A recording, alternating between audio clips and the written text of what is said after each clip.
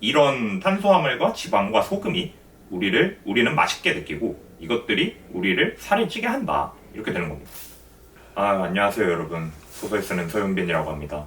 예, 제 기준 오랜만에 들어왔는데 여러분들 기준으로도 오랜만일지는 잘 모르겠네요. 그래서 아무튼 그래서 오늘 할 얘기는 왜 맛있는 것은 살이 찌는가. 그래서 우리는 왜 맛있게 먹으면 0칼로리를 당당하게 외칠 수 없는 세계에 살고 있는가에 관하여 약간 뻔한 얘기라면 뻔한 얘기고 과학적인 얘기라면 과학적인 그런 얘기를 좀 해볼까 합니다. 그래서 맛있게 먹으면 0칼로리 뻥이라는 거 정도는 아시죠? 예, 맛있게 먹어서 0칼로리였으면 세상 모든 사람들이 다 좋은 몸매를 가지고 있었을 것이고 오히려 입맛 없어서 안 먹는다는 사람들이 살이 쪘겠죠. 논리적 모순이 있는 명제인데요.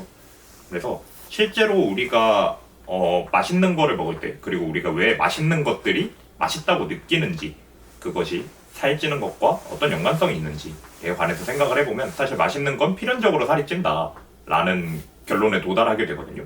왜 그러냐면 일단 맛있는 게 뭔지를 좀 정의를 해야 돼요. 우리가 뭐 미식할 때 맛있다라고 얘기하는 맛의 다양성 이런 것과는 조금 별개로 우리가 뭐를 좀 본능적이고 원초적으로 맛있게 느끼는가에 관해 생각을 해봐야 되는데, 일단은 뭐 우리 맛있어 하는 것들 뭐 있죠? 뭐 떡볶이 맛있고 고기 맛있고 짜장면 맛있고, 그쵸? 뭐 맛있는 거 널렸죠. 뭐 탄산음료 맛있고, 술은 사람에 따라 다른가? 아무튼 맛있는 술 맛있고, 그리고 샐러드도 조금이라도 맛있게 먹으려면 그냥 먹는 게 아니라 소스 뿌려 먹어야 되는데 소스 뿌려 먹으면 다이어트에 도움이 안 된다고 하죠. 안 되는 것까지는 아니지만 많이 덜 된다고 하죠. 그래서 이런 것들을 약간 요약을 해보면, 그래서 맛있는 건 뭐다 하면 달다, 살살 녹는다 이런 것들이 맛있는 거란 말이에요. 근데 그것들이 그 성분 분해를 해보면 약간 압축이 됩니다. 뭘로 압축이 되냐면 하나는 탄수화물이고요, 하나는 지방이고요, 하나는 소금입니다. 그래서 보통은 이 세 개가 있는 것들을 맛있다고 느껴요.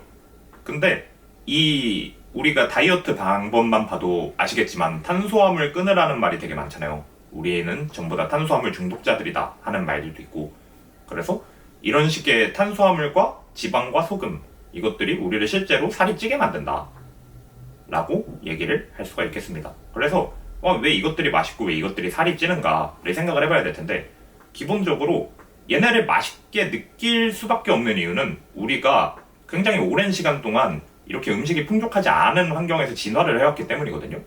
그러니까 우리 과학 시간 어릴 때 배웠잖아요. 탄수화물 4g당 1kcal고 반대인가?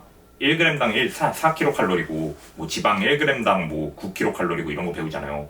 근데 이런 것들이 이런 영양학적인 내용에 왜 들어가냐면 다른 것들에 비해 열량이 높아서 주된 에너지원으로 쓰이기 때문이거든요. 그래서 탄수화물 같은 경우에는 굳이 비유를 하자면 약간 현금 같은 겁니다.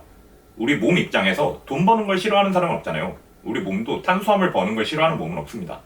그래서 당장 사용 가능한 굉장히 즉각적으로 에너지로 전환할 수 있는 형태의 영양분이기 때문에 탄수화물을 선호할 수밖에 없는 형태로 진화해 왔어요. 그리고 지방 같은 경우에는 굳이 따지자면은 약간 땅 같은 겁니다. 우리 부동산은 오르죠. 그래서 땅 사놓고 건물 사놓고 묵혀두면은 우리는 부동산 불패신화의 세계에 살고 있는데, 지방이 그것과 약간 비슷한 역할을 해요. 이제 저도 집과 부동산이 없어서 정확히는 모릅니다만 현금 유동성이라고 하죠. 우리가 부동산 같은 거를 즉각 돈으로 바꾸는 데는 시간이 좀 필요하기 때문에 그래서 기업에서 유동성 리스크 이런 거 얘기하잖아요. 우리 당장 돈으로 바꿀 수는 없지만 전 돈이 있습니다 라고 주장을 하면서 시간을 조금만 주시면 돈을 마련해 오겠습니다 이런 식으로 얘기를 하죠. 지방이 딱 그런 역할인데, 우리 몸에 저장되어 있는 이 살덩어리들은 사실은 에너지원으로 바꾸는 데는 조금 오래 걸리지만 그래도 바꾸고 나면은 탄수화물보다 더 든든한 에너지 변환비가 좋은 그런 영양분들이에요. 그래서 이제 지방 같은 경우에도 탄수화물 쓰고 남은 거 지방으로 저장하고, 지방 들어오면은 아무튼 땅 샀다, 너무 좋음, 매우 좋음, 나 건물주, 약간 이런 상황이 되는 거죠. 그리고 마지막으로 소금 같은 경우에는 우리 소금이 몸에 꼭 필요한가요? 라고 생각을 할 수가 있는데, 사실 이비인후과를 많이 다녀보신 분들은 아실 겁니다. 생리식염수라는 걸 먹어보면 짜다는 걸요. 이 생리식염수가 우리 몸속에 있는 물과, 몸속에 물이 70%라고 하잖아요. 그 몸속에 있는 그 70%의 물과 농도를 맞춘 물이거든요. 근데 우린 짜게 느끼죠. 생수를 그 물맛이라고 느끼고, 이 약간의 짬, 그거를 위해서 필요한 게 이제 나트륨 이온이나 칼륨 이온 같은 것들인데, 그런 이온들이 우리 몸속에서 자동 생성되지 않아요. 그래서 이제 소금 같은 거를 먹어가지고 그런 이온들을 보충을 해줘야 우리 몸속에 있는 물이 농도가 낮아지지 않고 유지가 되겠죠. 그래서 소금 같은 것도 우리가 계속 원하게 되고, 그럼 이게 어디 쓰이나요? 당연히 소금이니까 소스 같은 데 쓰이겠죠. 맛내는데. 예. 그래서 이런 탄수화물과 지방과 소금이 우리는 맛있게 느끼고 이것들이 우리를 살이 찌게 한다. 이렇게 되는 겁니다. 그래서 그럼 실질적으로 어떻게 맛있나요? 라는 질문도 조금 제기가 될 수 있을 것 같아요. 그러니까 가령 탄수화물은 무슨 맛이 나나요? 라고 생각을 해보면 밥이 맛있는 이유에 관해서 우리가 여러 가지 얘기를 하잖아요. 누군가는 진밥을 좋아하고 누군가는 꼬들밥을 좋아하고 찬밥은 맛이 없고 뭐 이런 얘기를 해서 되게 미각적 경험이 다양할 거라는 생각을 좀 하게 되지만, 사실은 우리가 혀에서 느끼는 게 뭔가에 관해서만 과학적으로 생각을 좀 해보면 질감적인 건 사실 치아와 턱이 느낍니다. 향 같은 거는 코가 느끼고요. 이빨도 어느 정도의 맛과 향을 감지할 수 있다고 하죠. 신경이 있으니까.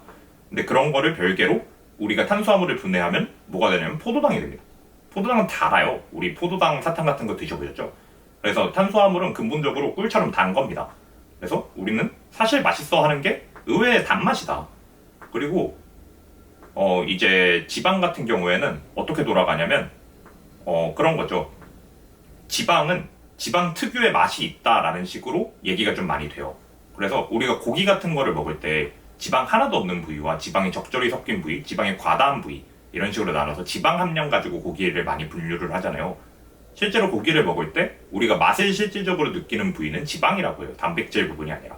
그래서 안타깝게도 이 단백질 함량이 높은 닭가슴살 같은 거를 먹어서 우리가 단백질의 맛을 정말 잘 느낄 수 있었다면 다이어트에 도움이 되었겠지만, 그렇지 않고 우리가 고기를 맛있다고 느끼는 것들이 지방에서 나오기 때문에 안타깝게도 우리의 다이어트에는 도움이 별로 되지 않더라 라는 것이고, 소금 같은 경우에는 그냥 소금의 맛입니다. 이것도 짜다 라는 맛으로 감지는 되는데, 이 짬이라는 거는 그냥 짬 자체로 맛으로 분류가 된다고 해요. 그래서 짠 게 단 걸로 분해되거나 아니면 그 아래에 어떻게 짜다 저떻게 짜다 하는 것들이 추가되는 형태라서 짜다는 것 자체도 우리가 맛있는 감각으로 인지를 한다고 합니다.